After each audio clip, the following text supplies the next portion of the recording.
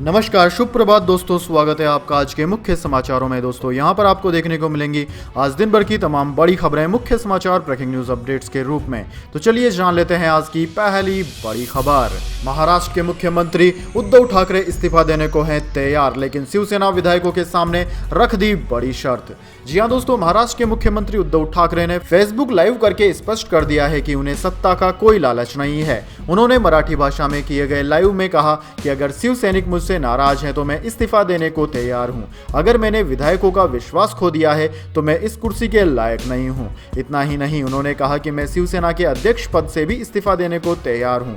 उन्होंने यह भी कहा कि शिवसेना ही सीएम बने, उन्हें शिवसेना का कोई भी सीएम मंजूर होगा। उद्धव ठाकरे ने अपने इस फेसबुक लाइव में एक छिपा संदेश यह भी दिया कि वो इस्तीफा तभी देंगे जब उनकी ही पार्टी का कोई विधायक अगला सीएम बने। दरअसल दोस्तों, यह संदेश एकनाथ शिंदे के लिए था, लेकिन उन्होंने स्पष्ट शब्दों में यह भी कह दिया कि शिव सैनिक मुझसे गद्दारी ना करें। अगर किसी को कोई शिकायत थी तो मुझसे बात क्यों नहीं की। सीएम उद्धव ठाकरे ने कहा कि यह पार्टी आज भी बाला साहेब ठाकरे वाली ही है। वो बोले कि आज हम हिंदुत्व के मुद्दे पर अटल हैं। उन्होंने कहा कि मैं पहला व्यक्ति था जिसने विधानसभा में हिंदुत्व का मुद्दा उठाया। दोस्तों, उनके इस लाइव सेशन में वे काफी मजबूर दिखाई दिए। इसके बाद दोस्तों अगली बड़ी खबर। Brisk business forum. प्रधानमंत्री नरेंद्र मोदी बोले, महामारी के बाद हमने रिफॉर्म, परफॉर्म और ट्रांसफॉर्म का मंत्र अपनाया। जी हां दोस्तों, प्रधानमंत्री नरेंद्र मोदी ने ब्रिस्क व्यापार मंच के उद्घाटन समारोह के दौरान कहा कि महामारी से उत्पन्न आर्थिक समस्याओं से निपटने के लिए हमने भारत में रिफॉर्म, परफॉर्म और ट्रांसफॉर्म का मंत्र अपनाया और इस नजरिए के परिणाम भारतीय अर्थव्यवस्था की परफॉर्मेंस से स्पष्ट हैं। इस साल हम 7.5% ग्रोथ की आशा कर रहे हैं, जो हमें फास्टेस्ट ग्रोइंग मेजर इकोनॉमी बनाता है। उन्होंने कहा कि ब्रिस्क बिजनेस फोरम हमारे स्टार्टअप के आदान प्रदान के लिए एक प्लेटफॉर्म विकसित करे। प्रधानमंत्री मोदी ने कहा कि आज जब पूरा देश पोस्ट कोविड रिकवरी पर फोकस कर रहा है, तब ब्रिक्स देशों की भूमिका एक बार फिर महत्वपूर्ण हो रहेगी। उन्होंने कहा कि ब्रिक्स की स्थापना इस विश्वास से हुई थी कि इमर्जिंग इकोनॉमिक्स का यह समूह वैश्विक ग्रोथ के इंजन के रूप में उभर सकता है। इसके बाद दोस्तों अगली बड़ी खबर। सूरत से भागकर नागपुर पहुंचे विधायक देशमुख, बोले मुझे जबरन इंजेक्शन लगाया गया, हमेशा उद्धव का शिवसैनिक रहूंगा। जी हां दोस्तों, महाराष्ट्र में सियासी उठापटक के बीच सूरत होटल से शिवसेना विधायक नितिन देशमुख भागकर नागपुर पहुंच गए हैं। नागपुर पहुंचने के बाद विधायक देशमुख ने कहा कि मुझे अस्पताल ले जाने के बाद 20 से 25 लोगों ने जबरन इंजेक्शन लगाया। वे इंजेक्शन क्या थे मुझे नहीं पता। उन्होंने आगे कहा कि मुझे बेहोश करने की कोशिश की गई, जिससे मैं कुछ नहीं समझ पाऊं। मैं उद्धव ठाकरे का शिवसैनिक था, शिवसेना में ही रहूंगा। सूरत के स्थानीय शिवसेना नेता परेश खेर ने मीडिया को बताया कि नितिन देशमुख होटल से निकलकर एक चौराहे पर आए, जहां उन्होंने हम लोगों से मुंबई जाने के लिए मदद मांगी। हम लोग जब तक चौराहे पर पहुंचे तब तक उन्हें पुलिस पकड़कर होटल ले जा रही थी। हम लोग भी उनके पीछे पीछे चल दिए, लेकिन होटल के बाहर हमें रोक दिया गया। शिवसेना ने दावा किया कि होटल में जब नितिन मुंबई जाने को लेकर हंगामा कर रहे थे तो उस वक्त पुलिस अधिकारियों ने उन्हें पीटा। इसके बाद दोस्तों अगली बड़ी खबर। शिवसेना के 34 बागी विधायकों ने राज्यपाल को लिखा खत, एकनाथ शिंदे को घोषित किया अपना नेता। जी हां दोस्तों, महाराष्ट्र में उद्धव ठाकरे की सरकार को एक और झटका बड़ा लगा है। शिवसेना के 34 विधायकों ने राज्यपाल को पत्र लिखकर पार्टी नेता एकनाथ शिंदे का समर्थन किया है। एनडीटीवी की रिपोर्ट के अनुसार राज्यपाल को भेजे गए विधायकों के हस्ताक्षर वाले लेटर में उन्होंने एकनाथ शिंदे को अपना नेता घोषित किया। उधर दोस्तों, महाराष्ट्र के मुख्यमंत्री उद्धव ठाकरे ने पार्टी विधायकों की इमरजेंसी बैठक को संबोधित करना शुरू कर दिया। हालांकि एकनाथ शिंदे ने इस मीटिंग को अवैध करार दिया। वहीं अपने संबोधन में उद्धव ठाकरे ने कहा कि शिवसेना और हिंदुत्व में कोई अंतर नहीं है, हमने बाला साहेब के सिद्धांतों को नहीं छोड़ा है। इसके बाद दोस्तों अगली बड़ी खबर। अफगानिस्तान में भूकंप से 1000 लोगों की मौत, रिक्टर स्केल पर 6.1 तीव्रता मापी गई, 1500 घायल। पाकिस्तान में भी झटके महसूस किए गए। जी हां दोस्तों, अफगानिस्तान में सुबह आए भूकंप से जान माल का भारी नुकसान हुआ है। मीडिया रिपोर्ट्स के मुताबिक 6.1 की तीव्रता वाले इस भूकंप से कम 1000 लोगों की जान चली गई, जबकि 1500 से ज्यादा लोग घायल हो गए हैं। यूएस जियोलॉजिकल सर्वे USGS के मुताबिक भूकंप का केंद्र अफगानिस्तान के खोश्त शहर से 40 किलोमीटर दूर था। दूसरी तरफ दोस्तों, यूरोपियन मेटेरियल सिस्मोलॉजी सेंटर ने बताया कि इस भूकंप का असर 500 किलोमीटर तक के दायरे में था। इस वजह से अफगानिस्तान के साथ साथ पाकिस्तान और भारत में भी भूकंप के झटके महसूस किए गए। इसके बाद दोस्तों अगली बड़ी खबर। दिल्ली, कोरोना केस बढ़ने के साथ अस्पतालों में भर्ती होने लगे संक्रमित, 15 दिन में दुगने हुए मरीज। जी हां दोस्तों, राष्ट्र राजधानी दिल्ली में कोविड-19 के मामले बढ़ने के साथ ये अस्पतालों में भर्ती होने वाले संक्रमितों की संख्या में काफी इजाफा हुआ है। डॉक्टरों का कहना है कि जो मरीज अस्पताल में भर्ती हो रहे हैं उनमें से ज्यादातर मरीज पहले से ही किसी और गंभीर बीमारी से पीड़ित हैं। दिल्ली सरकार के कोरोना ऐप के मुताबिक कोविड के मरीजों के लिए आरक्षित 9,491 बिस्तरों में से सिर्फ 263 यानी कि 2.77% पर ही संक्रमित भर्ती है, जबकि वेंटिलेटर वाले 1178 आईसीयू बिस्तरों में से 24 पर मरीज हैं। दोस्तों आपकी जानकारी के लिए बता दें 15 जून को 182 मरीज अस्पतालों में भर्ती थे, जबकि 8 जून को यह संख्या 85 थी। एक पखवाड़े में अस्पताल में भर्ती होने वाले मरीजों की संख्या दुगनी से अधिक बढ़ गई है। इसके बाद दोस्तों अगली बड़ी खबर, देश के एक और बड़े बैंक घोटाले का पर्दाफाश, 34 करोड़ से भी ज्यादा रुपयों का हेरफेर। जी हां दोस्तों, देश के एक और बड़े बैंक घोटाले का पर्दाफाश हुआ है। यह घोटाला 34,000 करोड़ रुपए से भी ज्यादा का है। सीबीआई ने इस मामले में घोटाला करने वाली कंपनी दीवान हाउसिंग फाइनेंस लिमिटेड और उसके सहयोगियों पर विभिन्न आपराधिक धाराओं के तहत मुकदमा दर्ज कर आज देश भर में 1 दर्जन से ज्यादा जगहों पर छापेमारी की। छापेमारी के दौरान अनेक आपत्तिजनक और महत्वपूर्ण दस्तावेज और इलेक्ट्रॉनिक डिवाइस बरामद किए गए। देर शाम तक छापेमारी का दौर जारी था। इसके पहले सबसे बड़े घोटाले के तौर पर 22,000 करोड़ का बैंक घोटाला सामने आया था। दोस्तों सीबीआई प्रवक्ता आरसी जोशी के मुताबिक सीबीआई को इस मामले में यूनियन बैंक ऑफ इंडिया के deputy general manager Vipin Kumar Shukla ने लिखित शिकायत की थी। इस शिकायत में कहा गया था कि दीवान हाउसिंग फाइनेंस कॉर्पोरेशन लिमिटेड और उसकी सहयोगी कंपनियों और सहयोगियों ने 17 बैंकों के समूह का नेतृत्व कर रहे यूनियन बैंक ऑफ इंडिया को 34,615 करोड़ रुपए का चूना लगाया। यह चूना साल 2010 से साल 2019 के बीच लगाया गया है। इसके बाद दोस्तों अगली बड़ी खबर, दुनिया की सबसे बड़ी साफ पानी की मछली कंबोडिया में मिली, वजन है 300 किलोग्राम। जी हां दोस्तों, कंबोडिया के एक मछुआरे ने मैंगकोंग नदी में जाल डाला। जब उसे खींचना शुरू किया तो उसकी हालत खराब हो गई। उसे अपने कुछ और साथियों को बुलाना पड़ा क्योंकि जाल का वजन बहुत ज्यादा था। जाल बाहर आने पर उन्होंने देखा और वो हैरान हो गए। उनके जाल में साफ पानी में तैरने वाली दुनिया की सबसे बड़ी मछली फंस गई थी। दोस्तों मछुआरों ने तत्काल स्थानीय प्रशासन और समुद्री जीव वैज्ञानिकों को बुलाया। मछली की लंबाई और वजन मापा गया। यह एक विशालकाय स्टिंग रे थी जिसकी लंबाई 13 फीट और वजन 300 किलोग्राम था। नापतोल करने के बाद फोटो वगैरह ली गई। इसके बाद उसे वापस मैंगोंग नदी में छोड़ दिया गया। साथ ही उसमें एक टैग लगा दिया गया ताकि उसके व्यवहार और लोकेशन का पता चलता रहे। दोस्तों मैंगोंग नदी थाईलैंड में भी बहती है। इससे पहले साल 2005 में थाईलैंड में इसी नदी में 293 किलोग्राम वजनी कैटफिश पकड़ी गई थी, लेकिन इस मछली ने पिछला रिकॉर्ड तोड़ दिया। इन मछलियों को अमेरिका द्वारा funded project wonders of the Mekong research में दर्ज कर लिया गया है। दोस्तों स्टिंगरे को उत्तरी कंबोडिया के स्तंग त्रेंत प्रांत में पकड़ा गया। इसका वजन एक सामान्य गोरिल्ला से दुगना है। इसके बाद दोस्तों अगली बड़ी खबर, कोरोना वैक्सीन का चौथा डोज देने जा रहा है डेनमार्क। जी हां दोस्तों, दुनिया करीब 3 साल से कोरोना वायरस से जूझ रही है। कोरोना वायरस से बचाव के लिए कोविड-19 वैक्सीन लगाई जा रही है, लेकिन ये भी लंबे समय तक कारगर नहीं रहती है। ऐसे में भारत समेत कई देशों ने बूस्टर डोज देना शुरू कर दिया है। इसे दूसरे डोज के 90 दिन बाद लगाया जा रहा है। इस बीच डेनमार्क ने अपने यहाँ चौथे डोज देने की तैयारी पूरी कर ली है। वहाँ 50 वर्ष से अधिक उम्र के लोगों को कोविड वैक्सीन की चौथी डोज जल्द ही लगाई जाएगी। दोस्तों डेनमार्क के प्रधानमंत्री मेटे फ्रेडरिक्सन ने बुधवार को कहा कि उन्होंने आने वाले महीनों में कोविड महामारी के प्रसार को रोकने के लिए ये रणनीति अपनाई है।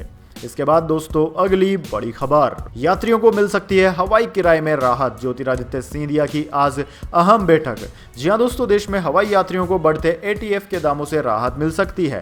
दोस्तों आपकी जानकारी के लिए बता दें, हाल ही में तेल कंपनियों ने एटीएफ एविएशन टरबाइन फ्यूल की कीमतों में बढ़ोतरी की थी, जिसके बाद हवाई किराया बढ़ाने की संभावनाएं जताई जा रही थी। ऐसे में एयरलाइंस कंपनियों को अब हवाई किराए बढ़ाने से परेशानी हो रही है और एयरलाइन कंपनियों के सीईओ नागरिक उड्डयन मंत्री ज्योतिरादित्य सिंधिया के साथ अहम बैठक करने वाले हैं। यह बैठक दोस्तों आज ही हो सकती है और इन दोनों बैठकों में एटीएफ के दाम कम करने पर चर्चा हो सकती है। अगर ऐसा होता है तो नागरिकों के लिए ये एक बड़ी राहत होगी। नागरिकों को हवाई किराए में बड़ी राहत मिल सकती है। इसके बाद दोस्तों अगली बड़ी खबर, इंग्लैंड में क्रिस गेल से मिले विजय माल्या, फोटो शेयर कर बोले यूनिवर्सल बॉस मेरे बेस्ट फ्रेंड।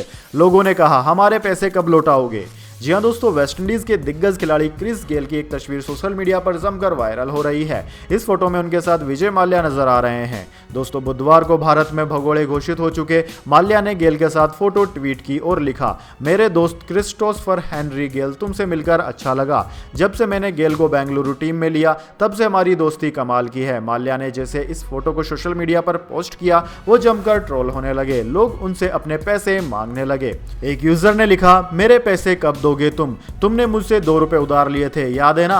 जब तुम देश छोड़कर भाग गए थे तब मैंने तुमको 2 रुपए वाला बिस्कुट दिया था, मेरे पैसे वापस करो। दोस्तों, आपकी जानकारी के लिए बता दें, क्रिस गेल आईपीएल में सबसे पहले रॉयल चैलेंजर बेंगलुरु टीम का हिस्सा थे। विराट कोहली, एबी डिविलियर्स और क्रिस गेल की जोड़ी ने आरसीबी को काफी मुकाबलों में जीत दिलाई। हालांकि वो कभी टीम को चैंपियन नहीं बना पाए। इसके बाद दोस्तों जाने अगली बड़ी खबर, लेकिन उससे पहले मेरी आपसे एक छोटी सी रिक्वेस्ट है। अगर दोस्तों आपको अभी तक हमारी न्यूज़ पसंद आई है तो इसे एक छोटा सा लाइक जरूर दे दीजिए, और अगर आपको पसंद नहीं आई है तो बेशक आप डिसलाइक भी कर सकते हैं, लेकिन दोस्तों लाइक और डिसलाइक जरूर कीजिए, क्योंकि दोस्तों यही हमारी मेहनत का फल होता है और इसी से हमें पता चलता है कि आपको हमारी वीडियोस पसंद आ रही है या नहीं। तो चलिए दोस्तों जान लेते हैं अगली बड़ी खबर। मालदीव सरकार ने की योग दिवस पर हुई हिंसा की निंदा, 6 लोगों को कर लिया अरेस्ट। जी हां दोस्तों, मालदीव सरकार ने मंगलवार को योग दिवस के मौके पर हुई हिंसा की निंदा की है। इस मामले को गंभीरता से लेते हुए राष्ट्रपति इब्राहिम मोहम्मद सोलिह ने जांच के आदेश दिए। मालदीव के विदेश मंत्रालय ने कड़े शब्दों में कहा कि एक समूह द्वारा डिप्लोमेटिक कम्युनिटी के सदस्यों सहित प्रतिभागियों को लक्षित करने वाले इन हिंसक कृत्यों की सरकार निंदा करती है। देश में सार्वजनिक सुरक्षा को बाधित करने के उद्देश्य से किए गए हिंसा के ऐसे दुर्भावनापूर्ण कृत्यों को बर्दाश्त नहीं किया जाएगा। दोस्तों, आपकी जानकारी के लिए बता दें, मालदीव की राष्ट्रीय राजधानी माले में चरमपंथी तत्वों द्वारा योग दिवस कार्यक्रम को बाधित करने के मकसद से मंगलवार को योग दिवस के मौके पर काफी हिंसा हुई। योग दिवस कार्यक्रम का आयोजन मालदीव में भारतीय उच्चायोग, युवा, खेल और सामुदायिक अधिकारिता मंत्रालय और संयुक्त राष्ट्र मालदीव के साथ मिलकर किया गया था। इसके बाद दोस्तों अगली बड़ी खबर, नीली चिड़िया पर होगा एलन मस्क का कब्जा, ट्विटर बोर्ड ने दी सौदे को मंजूरी। दोस्तों, दुनिया के सबसे अमीर आदमी एलन मस्क की ट्विटर बोर्ड को दी गई धमकी काम आ गई है। कंपनी बोर्ड ने मस्क के $44 बिलियन के सौदे को अपनी मंजूरी दे दी है। US securities and exchange commission को भेजे एक ताजा एक्सचेंज फाइलिंग में ट्विटर के बोर्ड ऑफ डायरेक्टर्स ने सर्वसम्मति से सिफारिश की कि शेयर होल्डर्स ने टेस्ला के सीईओ मस्क को माइक्रो ब्लॉगिंग प्लेटफॉर्म के प्रस्तावित $44 बिलियन की खरीद को मंजूरी दे दी है। फाइलिंग में कहा गया है कि बोर्ड ने सर्वसम्मति से सिफारिश की है कि आप मर्जर एग्रीमेंट को अपनाने के लिए वोट करें। कंपनी ने कहा कि ट्विटर के निर्देशक मंडल प्रॉक्सी स्टेटमेंट में सर्वसम्मति से निर्धारित किया कि मर्जर एग्रीमेंट उचित है और कंपनी और उसके शेयर होल्डर्स के हित में है। इसके बाद दोस्तों अगली बड़ी खबर, मिताली राज के बाद रुमेलीधर ने लिया संन्यास, 38 की उम्र में कहा क्रिकेट को अलविदा। जी हां दोस्तों, भारतीय महिला क्रिकेट में एक के बाद एक लगातार 2 खिलाड़ियों ने संन्यास की घोषणा कर दी है। हाल ही में लीजेंड मिताली राज ने क्रिकेट की दुनिया को अलविदा कहा था। अब स्टार प्लेयर रही रुमेलीधर ने भी 38 साल की उम्र में इंटरनेशनल क्रिकेट से रिटायरमेंट ले लिया है। दोस्तों, भारतीय महिला क्रिकेट टीम की कप्तान रही रुमेलीधर ने बुधवार यानी कि 22 जून को क्रिकेट के सभी फॉर्मेट टेस्ट, वनडे, टी20 से संन्यास लेने की घोषणा कर दी। बाएं हाथ की बल्लेबाज और तेज गेंदबाज रुमेली ने इंस्टाग्राम पोस्ट के जरिए अपने फैसले की घोषणा की है। दोस्तों, रुमेली ने पोस्ट में कहा कि पश्चिम बंगाल के श्यामनगर से शुरू हुआ क्रिकेट का मेरा 23 साल का सफर अंततः खत्म हो रहा है। मैं क्रिकेट के सभी प्रारूपों से संन्यास की घोषणा करती हूं। उन्होंने कहा कि यात्रा काफी लंबी रही, जिसमें उतार चढ़ाव देखने को मिले। शीर्ष लम्हा भारतीय महिला क्रिकेट टीम का प्रतिनिधित्व और अगुवाई करना रहा, जो 2005 में विश्व कप फाइनल में पहुंची। इसके बाद दोस्तों अगली बड़ी खबर, गोल्ड सिल्वर प्राइस टुडे, सोना चांदी चारों खाने चित्त, कीमत में भारी गिरावट, जान लीजिए कितने हैं दाम। जी हां दोस्तों, इंटरनेशनल मार्केट में गिरावट के साथ दिल्ली सराफा बाजार में मंगलवार को सोना 205 रुपए टूटकर 50,487 रुपए प्रति 10 ग्राम पर पहुंच गया। HDFC सिक्योरिटीज ने यह जानकारी दी है। इससे पिछले कारोबारी सत्र में सोना 50,692 रुपए प्रति 10 ग्राम पर बंद हुआ था। दूसरी ओर दोस्तों चांदी की बात की जाए तो चांदी की कीमत 926 रुपए की गिरावट के बाद 59,959 रुपए प्रति किलोग्राम पर पहुंच गई है, जो कि एक दिन पहले 60,885 रुपए प्रति किलोग्राम थी। अंतर्राष्ट्रीय बाजार की बात करें तो दोस्तों अंतर्राष्ट्रीय बाजार में सोना $1825 प्रति औंस, जबकि चांदी $21.28 प्रति औंस पर लगभग स्थिर रही है। इसके बाद दोस्तों अगली बड़ी खबर, 28 जून को UAE जाएंगे प्रधानमंत्री मोदी, जर्मनी में G7 की बैठक में भी लेंगे हिस्सा। जी हाँ दोस्तों, प्रधानमंत्री नरेंद्र मोदी 28 जून को संयुक्त अरब अमीरात की यात्रा पर जाएंगे। विदेश मंत्रालय ने बुधवार को यह जानकारी दी है। दोस्तों, मंत्रालय के बयान के मुताबिक प्रधानमंत्री मोदी 26-27 जून को जर्मनी में G7 शिखर सम्मेलन में हिस्सा लेने के बाद संयुक्त अरब अमीरात यानी कि UAE जाएंगे और UAE के पूर्व राष्ट्रपति और अबू धाबी के शासक रहे शेख खलीफा बिन जायद अल नहयान के निधन पर व्यक्तिगत श्रद्धांजलि देंगे। दोस्तों, मंत्रालय के बयान के मुताबिक प्रधानमंत्री इस दौरान UAE का नया राष्ट्रपति और अबू धाबी का शासक चुने जाने पर शेख मोहम्मद बिन जायद अल नहयान को बधाई भी देंगे। मोदी 28 जून की रात को ही UAE से वापस लौटेंगे। दोस्तों, प्रधानमंत्री मोदी G7 शिखर सम्मेलन की बैठक में हिस्सा लेने के लिए 26-27 जून को जर्मनी के चांसलर ओलफ सोलोस के निमंत्रण पर शोल्स एमाउ जाएंगे। विदेश मंत्रालय ने बुधवार को यह जानकारी दी है। इसके बाद दोस्तों, अगली बड़ी खबर। क्रिकेट में बड़ा बदलाव, हर एंड से अब लगातार 5 ओवर, 10 की बजाय टीम के पास सिर्फ 6 विकेट। जी हां दोस्तों, क्रिकेट के मैदान पर अब फैंस को एक नए तरह का क्रिकेट देखने को मिलेगा। कैरेबियन प्रीमियर लीग CPL के 10वें सीजन से पहले द 60 नाम से द T20 टूर्नामेंट का आयोजन किया जा रहा है। इस तरह का इवेंट हर 3 महीने में कराने की तैयारी है, यानी कि साल में 4 बार, 3 वेस्ट इंडीज में और 1 विदेश में। पहले सीजन का आयोजन 24 से 28 अगस्त तक सेंट किट्स में किया जा रहा है। दोस्तों, इसमें हर टीम के पास सिर्फ 6 विकेट होंगे। एक एंड से लगातार 5 ओवर गेंदबाजी की जाएगी। दिग्गज बल्लेबाज क्रिस गेल को इसका ब्रांड एम्बेसडर बनाया गया है। इसमें मेंस कैटेगरी की सभी 6 और वुमेन्स कैटेगरी की कुल 3 टीमें शामिल होंगी। इनके नियम विशेष है, ऐसे में यह फैंस को अलग से रोमांच दे सकता है। इसके बाद दोस्तों, अगली बड़ी खबर। ईडी की मैराथन पूछताछ से राहुल हुए नाराज, लंच ब्रेक के लिए नहीं गए, बोले कब तक होंगे सवाल, जो पूछना है आज ही पूछ डालो।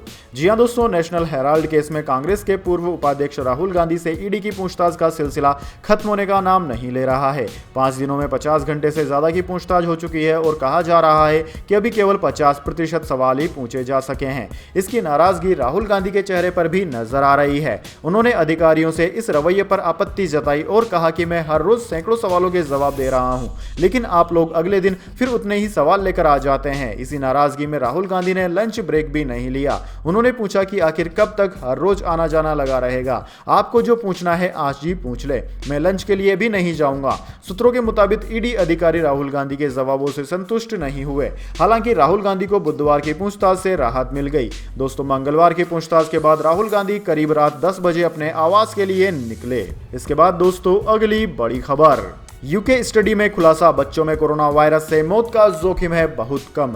जी हां दोस्तों, बच्चों में कोविड-19 से मौत होने का खतरा बहुत कम होता है। ब्रिटेन में पिछले 22 महीनों के दौरान किए गए एक अध्ययन में यह बात सामने आई है। हालांकि अध्ययन कराने वाली टीम ने पाया कि कोरोना वायरस संक्रमण होने से उन बच्चों के गंभीर रूप से बीमार होने या मौत की आशंका ज्यादा है जो पहले से गंभीर समस्याओं से जूझ रहे हैं। दोस्तों, यह अध्ययन मार्च 2020 से दिसंबर 2021 तक कोविड पॉजिटिव की वजह से बच्चों की हुई सभी मौतों का विश्लेषण कर किया गया था। हालांकि इन आंकड़ों का अभी पूरा रिव्यू किया जाना बाकी है। लेखक यूके हेल्थ सिक्योरिटीज एजेंसी, सरकारी सार्वजनिक स्वास्थ्य agency, London university public health England और NHS फाउंडेशन ट्रस्ट से जुड़े हैं। इसके बाद दोस्तों, अगली बड़ी खबर। SBI ग्राहकों के लिए जरूरी खबर, ATM ट्रांजैक्शन शुल्क में हुआ बड़ा बदलाव। जी हां दोस्तों, अगर आप स्टेट बैंक के ग्राहक हैं तो यह खबर आपके लिए है। दरअसल दोस्तों, बैंक ने अपने ग्राहकों के लिए बड़ा ऐलान किया है जिससे ग्राहकों को सीधा फायदा मिलेगा। इसके तहत अगर आप 1 लाख रुपए तक का बैलेंस मेंटेन रखते हैं तो आपको ATM ट्रांजैक्शन पर किसी तरह का चार्ज नहीं देना होगा। इतना ही नहीं, अगर आप किसी और बैंक के ATM से पैसे निकालते हैं तो आपको 3 ट्रांजैक्शन फ्री मिलेंगे। वहीं दोस्तों, नॉन SBI ATM से पैसे निकालने की अलग लिमिट है। अब दोस्तों, नए नियम के तहत ग्राहकों को ATM से पैसे निकालने के लिए निश्चित सीमा के बाद अलग शुल्क देना पड़ेगा। अब आपको SBI और नॉन SBI ATM के आधार पर 5 से 20 रुपए तक का चार्ज देना पड़ेगा। अगर आप SBI ATM से तय लिमिट से ज्यादा पैसे निकालते हैं तो आपको 10 रुपए तक का चार्ज देना पड़ेगा। वहीं नॉन SBI ATM से तय लिमिट से ज्यादा पैसे निकालने पर आपको 20 रुपए का चार्ज देना पड़ेगा। इसके बाद दोस्तों, अगली बड़ी खबर। उमा भारती ने कहा, महाराष्ट्र में अलायंस तो सड़ा हुआ फल है, गिरनी ही चाहिए उद्धव सरकार। जी हां दोस्तों, महाराष्ट्र की राजनीति राजनीति में इन दिनों उथल पुथल मची हुई है और उद्धव सरकार के गिरने का खतरा मंडरा रहा है। शिवसेना के प्रभावशाली नेता एकनाथ शिंदे के बगावती तेवर अपना लेने के बाद महाराष्ट्र में शिवसेना, एनसीपी और शिवसेना की गठबंधन वाली सरकार मुश्किल में है। दोस्तों, इसी दौरान बीजेपी की वरिष्ठ और फायर ब्रांड नेता उमा भारती ने बड़ा बयान दिया है। उन्होंने कहा है कि यह बाला साहेब वाली शिवसेना नहीं है, इस सरकार को तो गिरना ही चाहिए। महाराष्ट्र में चल रही सियासी घटनाक्रम के बीच मध्य प्रदेश की पूर्व मुख्यमंत्री और बीजेपी की नेता उमा भारती ने बड़ा बयान देते हुए शिवसेना पर जमकर निशाना साधा। उमा भारती ने कहा कि महाराष्ट्र में शिवसेना और कांग्रेस की गठबंधन सरकार दरअसल सड़ा हुआ फल था जो अब टूट गया है। उन्होंने कहा कि महाराष्ट्र में जो सरकार बनी थी वो अव्यवहारिक थी, क्योंकि कांग्रेस और शिवसेना का मिलन तो हो ही नहीं सकता। ये तो सड़ा हुआ फल था। इनका एक ही मकसद था कि बीजेपी को सत्ता से दूर रखना है। उमा भारती ने कहा कि यह बाला साहेब वाली शिवसेना बिल्कुल नहीं थी, यह तो कांग्रेस की बी टीम वाली शिवसेना है। यह सरकार जरूर गिरनी चाहिए क्योंकि यह हिंदू विरोधी और महिला विरोधी सरकार है। तो दोस्तों, यह थी आज की तमाम बड़ी खबरें। इसके बाद दोस्तों बारी आती है आज के माइंड क्यूज क्वेश्चन की। जी हाँ दोस्तों, एक आसान से सवाल का जवाब देकर आप जीत सकते हैं एक अमेजिंग सरप्राइज गिफ्ट हमारे यूट्यूब चैनल की ओर से। तो दोस्तों, आज का सवाल आपकी स्क्रीन पर आ चुका है। दुनिया का सबसे सुंदर देश कौन सा माना जाता है? जी हाँ दोस्तों, अगर आप जानते हैं उस देश का नाम जिसको कि दुनिया का सबसे सुंदर ब्यूटीफुल देश माना जाता है, तो जल्दी से उसका नाम कमेंट बॉक्स में लिख दीजिए। अगर दोस्तों आपका जवाब होता है एकदम सही और आप चले जाते हैं लकी विजेता के रूप में, तो आपको मिल सकता है एक अमेजिंग सरप्राइज गिफ्ट हमारे यूट्यूब चैनल की ओर से। तो दोस्तों जल्दी से अपना उत्तर कमेंट बॉक्स में लिख दीजिए, वीडियो को लाइक कर लीजिए और चैनल को सब्सक्राइब करके बेल आइकन भी दबा लीजिए। धन्यवाद। वंदे मातरम। जय हिंद, जय भारत।